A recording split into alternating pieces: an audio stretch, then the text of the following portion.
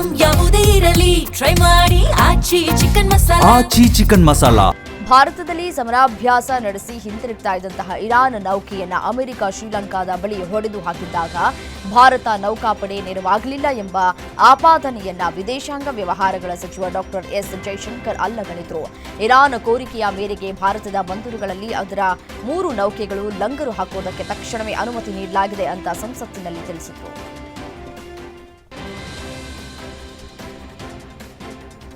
ದೆಹಲಿಯ ಅಬಕಾರಿ ನೀತಿಯಲ್ಲಿನ ಹಗರಣಕ್ಕೆ ಸಂಬಂಧಿಸಿದ ಸಿಬಿಐ ಪ್ರಕರಣದಲ್ಲಿ ದೆಹಲಿ ಹೈಕೋರ್ಟ್ ಅರವಿಂದ್ ಕೇಜ್ರಿವಾಲ್ ಮತ್ತು ರೌಸ್ ಅವೆನ್ಯೂ ನ್ಯಾಯಾಲಯದಿಂದ ಖುಲಾಸೆಗೊಂಡ ಎಲ್ಲ 23 ವ್ಯಕ್ತಿಗಳಿಗೆ ನೋಟಿಸ್ ಜಾರಿ ಮಾಡಿದೆ. ನ್ಯಾಯಾಲಯವು ಈಗ ಮಾರ್ಚ್ 16ರಂದು ಮುಂದಿನ ವಿಚಾರಣೆಯನ್ನು ನಡೆಸಲಿದೆ. ಪ್ರಕರಣದ ತನಿಖೆ ನಡೆಸ್ತಾ ಇರುವ ಸಿಬಿಐ ಅಧಿಕಾರಿಯ ವಿರುದ್ಧ ಇಲಾಖಾ ಕ್ರಮಕ್ಕೆ ನಿರ್ದೇಶಿಸಿದ ವಿಚಾರಣಾ ನ್ಯಾಯಾಲಯದ ಆದೇಶವನ್ನು ಹೈಕೋರ್ಟ್ ತಡೆ ಹಿಡಿದಿದೆ. ತಮಿಳು ನಟ ವಿಜಯ್ ವಿರುದ್ಧ ಸಿಬಿಐ ಮತ್ತೊಮ್ಮೆ ವಿಚಾರಣೆಗೆ ಬರುವುದಕ್ಕೆ ಸಮನ್ಸ್ ನೀಡಿದೆ. ಇದು ಕರೂರಿನಲ್ಲಿ ನಡೆದ ಕಾಲ್ತುಳಿತ ಪ್ರಕರಣಕ್ಕೆ ಸಂಬಂಧಪಟ್ಟಂತೆ ಅದರಲ್ಲಿ 41 ಜನರು ದುರ್ಮರಣಕ್ಕೀಡಾಗಿದ್ದರು. ಪ್ರಕರಣಕ್ಕೆ ಸಂಬಂಧಪಟ್ಟಂತೆ ಸಿಬಿಐ ತನಿಖೆ ನಡೆಸ್ತಾ ಇದ್ದು ಮತ್ತೆ ವಿಜಯ್ಗೆ ವಿಚಾರಣೆಗೆ ಹಾಜರಾಗುವಂತೆ ಸಿಬಿಐ ಸಮನ್ಸ್ ಅನ್ನು ಕೊಟ್ಟಿದೆ.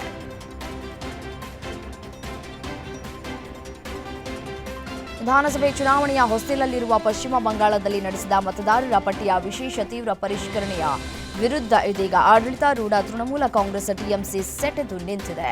ಕೋಲ್ಕತಾದ ಕಾಳಿ ಮಂದಿರಕ್ಕೆ ಪೂಜೆ ಸಲ್ಲಿಸುವುದಕ್ಕೆ ಬಂದ ಮುಖ್ಯ ಚುನಾವಣಾಧಿಕಾರಿ ಜ್ಞಾನೇಶ್ ಕುಮಾರ್ ವಿರುದ್ಧ ಪಕ್ಷದ ಕಾರ್ಯಕರ್ತರು ಗೋ ಬ್ಯಾಕ್ ಘೋಷಣೆ ಕೂಗಿ ಕಪ್ಪು ಬಾವುಟವನ್ನು ಪ್ರದರ್ಶಿಸಿದ್ದಾರೆ.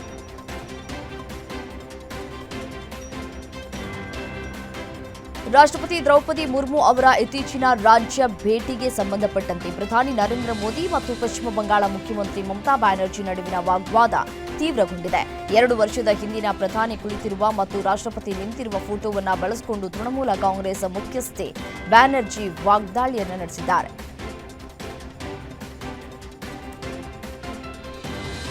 ತೆಲಂಗಾಣ ಮುಖ್ಯಮಂತ್ರಿ ರೇವಂತ್ ರೆಡ್ಡಿ ಬೆಂಗಳೂರು ಟ್ರಾಫಿಕ್ ಸಮಸ್ಯೆ ಬಗ್ಗೆ ವ್ಯಂಗ್ಯವಾಡಿದ್ದು ಹೈದರಾಬಾದ್ ಮಾಲಿನ್ಯ ಮುಕ್ತವಾಗಿ ಸಿಂಗಾಪುರ್ ಟೋಕಿಯೋಗೆ ಸ್ಪರ್ಧೆ ನೀಡಲಿದೆ ಎಂದಿದ್ದಾರೆ. ಮುಂಬೈ ಚೆನ್ನೈ ಮೂಲಸೌಕರ್ಯಗಳನ್ನು ಟೀಕಿಸಿದ್ದಾರೆ.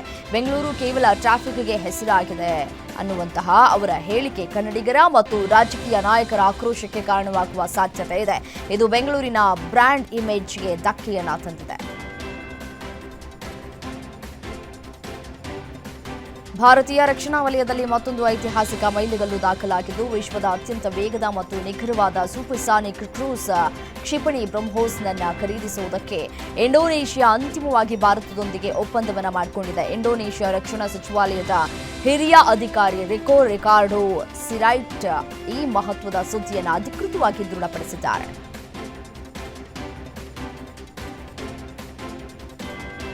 ದೇಶದಲ್ಲಿ ಎಲ್ಪಿಜಿ ಸಿಲಿಂಡರ್ಗಳ ಕೃತಕ ಅಭಾವ ಮತ್ತು ಕಾಳಸಂತೆಯನ್ನ ತಡೆಗಟ್ಟುವುದಕ್ಕೆ ಕೇಂದ್ರ ಸರ್ಕಾರ ಈಗ ಕಠಿಣ ಕ್ರಮಗಳಿಗೆ ಮುಂದಾಗಿದೆ. ಗ್ಯಾಸ್ ಪೂರೈಕೆಯಲ್ಲಿ ವ್ಯತ್ಯಯವಾಗದಂತೆ ನೋಡಿಕೊಳ್ಳುವುದಕ್ಕೆ ಹೊಸ ಮಾರ್ಗಸೂಚಿಗಳನ್ನು ಬಿಡುಗಡೆ ಮಾಡಿದೆ.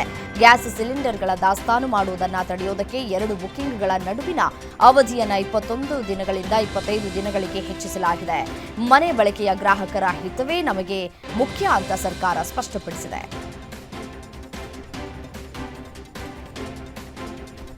ದೆಹಲಿಯಿಂದ ಮ್ಯಾಂಚೆಸ್ಟರ್ಗೆ ಹೊರಟಿದ್ದ ಇಂಡಿಗೋ ವಿಮಾನ ಇಥಿಯೋಪಿಯಾ ಗಡಿ ಸಮೀಪ ಯೂಟರ್ನ್ ಮಾಡಿ ದೆಹಲಿಗೆ ಮರಳಿದೆ. ಈ ಹಠಾತ್ ತಿರುವಿಗೆ ನಿಖರ ಕಾರಣ ಸ್ಪಷ್ಟವಾಗಿಲ್ಲ. ಇತ್ತೀಚೆಗೆ ಮಧ್ಯಪ್ರಾಚ್ಯದಲ್ಲಿನ ವಾಯುಪ್ರದೇಶ ನಿರ್ಬಂಧಗಳಿಂದಾಗಿ ಇಂಡಿಗೋ 500ಕ್ಕೂ ಹೆಚ್ಚು ವಿಮಾನಗಳನ್ನು ರದ್ದುಗೊಳಿಸಿತ್ತು. ಅಮೆರಿಕ ಇರಾನ್ ಸಂಘರ್ಷದ ಪರಿಣಾಮವಾಗಿ ಈ ನಿರ್ಬಂಧಗಳು ವಿಮಾನಗಳ ಮೇಲೆ ಪರಿಣಾಮವನ್ನು ಬೀರಿವೆ. ಇರಾನ್ ಮೇಲೆ ಇಸ್ರೇಲ್ ನಡೆಸ್ತಾ ಇರುವ ಸತತ ದಾಳಿಯಿಂದ ಮಧ್ಯಪ್ರಾಚ್ಯದಲ್ಲಿ ಮಾರಣ ಹೋಮವೇ ಮುಂದುವರೆದಿದೆ. ಈ ಭೀಕರ ಯುದ್ಧ ಹಿನ್ನೆಲೆ ಭಾರತದ ರಕ್ಷಣಾ ಸಚಿವಾಲಯವು ದೆಹಲಿಯಲ್ಲಿ ಮಹತ್ವದ ಸಭೆಯನ್ನು ನಡೆಸಿದೆ. ಈವರೆಗೆ 1255 ಮಂದಿ ಸಾವನ್ನಪ್ಪಿದ್ದಾರೆ ಅಂತ ಇರಾನ್ ಆರೋಗ್ಯ ಸಚಿವಾಲಯ ಅಧಿಕೃತವಾಗಿ ಪ್ರಕಟಿಸಿದೆ. ಯುದ್ಧ ಪೀಡಿತ ಪ್ರದೇಶಗಳಲ್ಲಿ ಸುಮಾರು 12,000ಕ್ಕೂ ಹೆಚ್ಚು ಜನರಿಗೆ ಗಾಯಗಳಾಗಿದ್ದು ಆಸ್ಪತ್ರೆಗಳು ಭರ್ತಿಯಾಗಿವೆ. ಅಮೆರಿಕ ಹಾಗೂ ಇಸ್ರೇಲ್ ದಾಳಿಯಲ್ಲಿ ಹತ್ಯೆಯಾದ ಇರಾನ್ನ ಸರ್ವೋಚ್ಚ ನಾಯಕ ಅಯತೊಲ್ಲಾ ಖಮೇನಿ ಸ್ಥಾನಕ್ಕೆ ಅವರ ಮಗ ಮೊಜ್ತಬಾ ಖಮೇನಿ ಅವರನ್ನ ಆಯ್ಕೆ ಮಾಡಲಾಗಿದೆ ಅಂತ ಇರಾನ್ ಅಧಿಕೃತವಾಗಿ ಘೋಷಿಸಿದೆ. ಇರಾನ್ ಆಯ್ಕೆ ಅಮೆರಿಕದ ಅಧ್ಯಕ್ಷ ಡೊನಾಲ್ಡ್ ಟ್ರಂಪ್ ಅವರ ಕೋಪಕ್ಕೆ ಗುರಿಯಾಗುವ ಸಾಧ್ಯತೆ ಇದೆ. ನೂತನ ನಾಯಕ ಅಮೆರಿಕದ ಪರ ಅಭಿಪ್ರಾಯ ಹೊಂದಿರಬೇಕು ಅಂತ ಅವರು ಘೋಷಿಸಿದ್ರು. ಆದರೆ ಅವರ ನಿರೀಕ್ಷೆ ಈಗ ಹುಸಿಯಾಗಿದೆ. ಇರಾನ್ ಮತ್ತು ಅಮೆರಿಕ ನಡುವಿನ ಉದ್ವಿಗ್ನತೆ ತೀವ್ರಗೊಳ್ತಾ ಇದ್ದು ಮಧ್ಯಪ್ರಾಚ್ಯದ ಪರಿಸ್ಥಿತಿ ಗಂಭೀರವಾಗಿದೆ. ಇತ್ತೀಚೆಗೆ ಇರಾನ್ಗೆ ನೂತನ ಉತ್ತರಾಧಿಕಾರಿ ನೇಮಕವಾಗಿದ್ದು ಅಮೆರಿಕ ಅಧ್ಯಕ್ಷ ಡೊನಾಲ್ಡ್ ಟ್ರಂಪ್ ಖಡಕ್ ವಾರ್ನಿಂಗ್ ನೀಡಿದ್ದಾರೆ. ಇಲ್ಲದಿದ್ದರೆ ಸರ್ವನಾಶ ಆಗತ್ತೆ ಅಂತ ಹೇಳಿ ಉದ್ದೇಶಪೂರ್ವಕ ಸಂದೇಶವನ್ನ ನೀಡಿದ ಟ್ರಂಪ್, ಇನ್ನೂ 6 ತಿಂಗಳ ಯುದ್ಧ ನಡೆಸುವ ಸಾಮರ್ಥ್ಯ ನಮಗಿದೆ, ವೈರಿಯ ಸರ್ವನಾಶಕ್ಕೆ ಅಮೆರಿಕ ಸಿದ್ಧವಾಗಿದೆ ಅಂತ ಹೇಳಿದ್ದಾರೆ.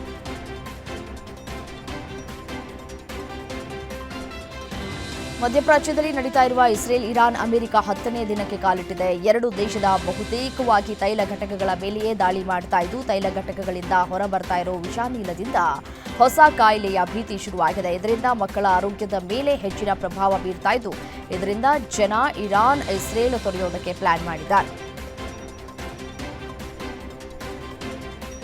ಇರಾನ್ ಮಹಿಳಾ ಫುಟ್ಬಾಲ್ ತಂಡದ ಪರ ಅಮೆರಿಕ ಅಧ್ಯಕ್ಷ ಟ್ರಂಪ್ ನಿಂತಿದ್ದಾರೆ. ಫುಟ್ಬಾಲ್ ಆಟಗಾರ್ತಿಯರಿಗೆ ಆಶ್ರಯ ನೀಡಬೇಕು ಅಂತ ಆಸ್ಟ್ರೇಲಿಯಾಕ್ಕೆ ಮನವಿ ಮಾಡಿದ್ದಾರೆ. ಆಸ್ಟ್ರೇಲಿಯಾದಲ್ಲಿ ಮಹಿಳಾ ಏಷ್ಯನ್ ಕಪ್ ನಡೀತಾ ಇದ್ದು ಖಮೀನಿ ಹತ್ಯೆ ನಂತರ ಮಹಿಳಾ ತಂಡ ರಾಷ್ಟ್ರಗೀತೆ ಹಾಡಿರಲಿಲ್ಲ. ಆಟಗಾರ್ತಿಯರನ್ನ ಇರಾನ್ಗೆ ಕಳಿಸೋದು ಅಪಾಯ. ಇರಾನ್ಗೆ ಕಳುಹಿಸಿದ್ರೆ ಅವರಿಗೆ ಕಠಿಣ ಶಿಕ್ಷೆ ನೀಡುವ ಸಾಧ್ಯತೆ ಇದೆ. ಆದ್ದರಿಂದ ಮಹಿಳಾ ಫುಟ್ಬಾಲ್ ತಂಡದ ರಕ್ಷಣೆಗಾಗಿ ಆಸ್ಟ್ರೇಲಿಯಾಕ್ಕೆ ಟ್ರಂಪ್ ಮನವಿ ಮಾಡಿದ್ದಾರೆ. ಗಲ್ಫ್ ಪ್ರದೇಶದಲ್ಲಿ ಇರಾನ್ ಕ್ಷಿಪಣಿಗಳ ಅಸಂಖ್ಯಾತ ಸುರಿಮಳೆ ಹಿನ್ನೆಲೆ ಬಹ್ರೇನಿನ ಪ್ರಮುಖ ತೈಲ ಸಂಸ್ಕರಣಾ ಘಟಕ BAPCO ಮೇಲೆ ಡ್ರೋನ್ ದಾಳಿ ನಡೆದಿದೆ. ಈ ದಾಳಿ ಘಟನೆಯಿಂದ ಘಟಕವು ಹೊತ್ತಿ ಉರಿತಾ ಇರುವಂತಹ ದೃಶ್ಯ ಕಾಣಿಸಿಕೊಂಡಿದ್ದು ದಟ್ಟ ಹೊಗೆ ಪ್ರದೇಶವನ್ನು ಆವರಿಸಿಕೊಂಡಿದೆ. BAPCO ಕಂಪನಿ ಹೆಚ್ಚು ತೈಲ ಪೂರೈಕೆ ಮಾಡುವ ಪ್ರಮುಖ ಘಟಕವಾಗಿದ್ದು ಈ ದಾಳಿ ಪ್ರಾದೇಶಿಕ ತೈಲ ಸರಬರಾಜು ಮೇಲೆ ಪರಿಣಾಮ ಬೀರುವ ಸಾಧ್ಯತೆ ಇದೆ. ಘಟನೆಗೆ ಸಂಬಂಧಪಟ್ಟಂತೆ ಸ್ಥಳೀಯ ಅಧಿಕಾರಿಗಳು ಹಾಗೂ ಭದ್ರತಾ ಪಡೆಗಳು ಪರಿಶೀಲನೆ ನಡೆಸ್ತಾ ಇದ್ದಾರೆ.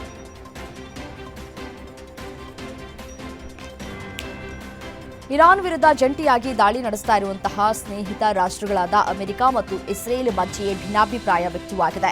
ಇರಾನ್ನ 30 ತೈಲ ಘಟಕಗಳ ಮೇಲೆ ಇಸ್ರೇಲ್ ದಾಳಿ ಮಾಡಿತ್ತು. ಇಸ್ರೇಲಿನ ಈ ನಡೆಗೆ ಅಮೆರಿಕ ಆಕ್ಷೇಪಿಸಿದೆ ಅಂತ ವರದಿಯಾಗಿದೆ. ಇಸ್ರೇಲಿನ ಈ ವಿಧ್ವಂಸಕ ದಾಳಿಗಳು ತೈಲ ಬೆಲೆಯನ್ನ ಹೆಚ್ಚಾಗುವಂತೆ ಮಾಡುವ ಜೊತೆಗೆ ಇರಾನ್ ಸಾರ್ವಜನಿಕರು ಅಲ್ಲಿನ ಸರ್ಕಾರಕ್ಕೆ ಬೆಂಬಲ ನೀಡುವಂತೆ ಮಾಡುವ ಸಾಧ್ಯತೆಗಳಿವೆ ಅಂತ ಅಮೆರಿಕ ಎಚ್ಚರಿಕೆಯನ್ನು ಕೊಟ್ಟಿದೆ. ಇಸ್ರೇಲ್ ಇರಾನ್ ಅಮೆರಿಕ ಯುದ್ಧದಿಂದಾಗಿ ಅಂತಾರಾಷ್ಟ್ರೀಯ ಕಚ್ಚಾ ತೈಲದ ಬೆಲೆ ಭಾರೀ ಏರಿಕೆಯಾಗಿದೆ. ಫೆಬ್ರವರಿ 26ರಂದು ಪ್ರತಿ ಬ್ಯಾರೆಲ್ ಕಚ್ಚಾ ತೈಲದ ಬೆಲೆ $65 ಇತ್ತು. ಈಗ ಯುದ್ಧದ ಹಿನ್ನೆಲೆ ಬೆಲೆ $120ಗೆ ಏರಿಕೆಯಾಗಿದೆ.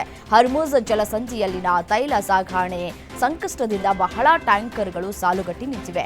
ಪ್ರತಿದಿನ ವಿಶ್ವಕ್ಕೆ 10 ಕೋಟಿ ಬ್ಯಾರೆಲ್ ತೈಲ ಅಗತ್ಯವಿದ್ದು ಹೀಗಾಗಿ ಜಾಗತಿಕ ತೈಲ ಬೇಡಿಕೆಯ ಶೇಕಡ 20ರಷ್ಟು ಸಾಗಣೆ ಸ್ಥಗಿತವಾಗಿದೆ. ಮಧ್ಯಪ್ರಾಚ್ಯ ಬಿಕ್ಕಟ್ಟಿನಿಂದ ಭಾರತದ ಆರ್ಥಿಕತೆಗೂ ಪೆಟ್ಟು ಬಿದ್ದಿದೆ. ಡಾಲರ್ ಎದುರು ರೂಪಾಯಿ ಮೌಲ್ಯ ನಿನ್ನೆ ಒಂದೇ ದಿನ 53 ಪೈಸೆ ಕುಸಿದು 92.35 ರೂಪಾಯಿಗೆ ಮುಕ್ತಾಯವಾಗಿದೆ. ಇದು ರೂಪಾಯಿಯ ಇದುವರೆಗಿನ ಸಾರ್ವಕಾಲಿಕ ಕನಿಷ್ಠ.